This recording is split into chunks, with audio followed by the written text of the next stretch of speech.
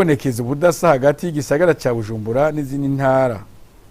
Abanyeshuri baturuka mu ntara zo hagati mu gihugu baronka amahirwe make yo kwiga muri ico gisata c'ubuganga. Kubera ivyo hari inzira zitatu zishoboka kugira ngo umuti uboneke intara zose ziserukirwe. Izo nzira nazo nizi zikurikira. Inzira ya mbere no gukorera ikibazo ku migwa mikuru y'intara zose.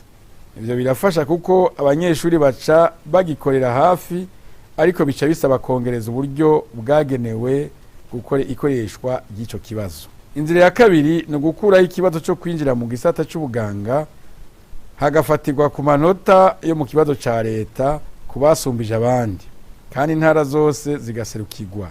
Iyo nzira ituma ata buryo bwo gukoresha ikibazo busubira gukenegwa, ariko biba biciye kubiri n'amategeko agenga umuryango wa Afrika y'ubuseruko.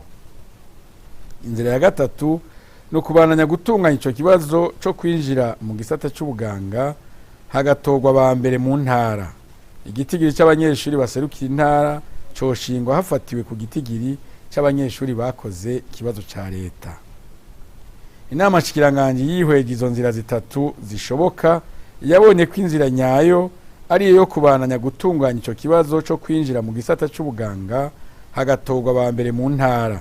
Igitigiri c'abanyeshuri baserukira intara kigashigwaho hisunzwe igitigiri c'abanyeshuri bakoze ikibazo ca leta.